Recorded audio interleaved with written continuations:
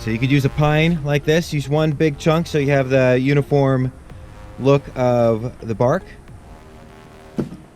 But today, I think I'm going to go with an aspen like this.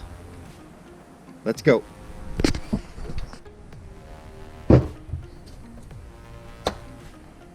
Fits into here.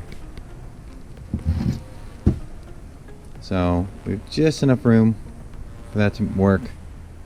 Alright, for this project you're going to need a saw, some sort of drill,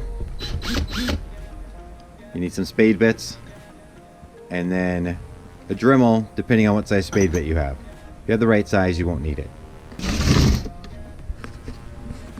So spade bit that's the same size, not even close. I don't even think I'm going to get close to this thing. Ooh, that's close. It's an inch and an eighth. No, I need like inch and a half. I really have to pin it down for it to actually get any sort of be worth it at all. So I'll measure this real quick. 9 inches. So I'm going to do one about maybe 4, somewhere right around here, right around 4. There we go. Like that. Boom. Alright, so that's it.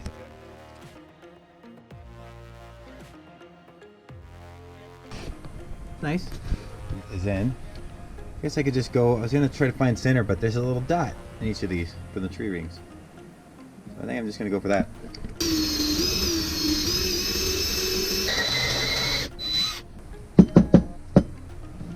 It's nice. No.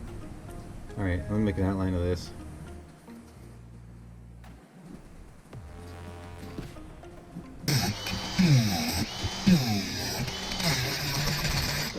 Right, first attempt, not the prettiest.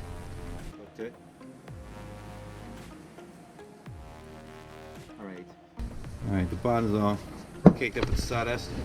So we have 2 done.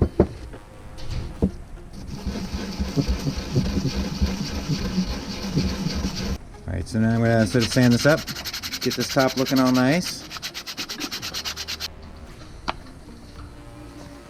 Alright, so I sanded this side. That looks nice. I could get that really nice and shiny if I wanted, but it's the bottom, doesn't matter.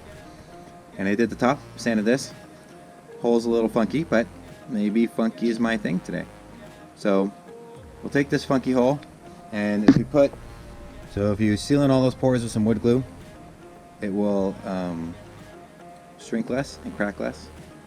There you go. Now that side's good. Just gotta let it dry. Alright, I'm gonna try this out. This is just a water-based polyurethane. I use semi-gloss, so I like a little shine, but I don't want much. So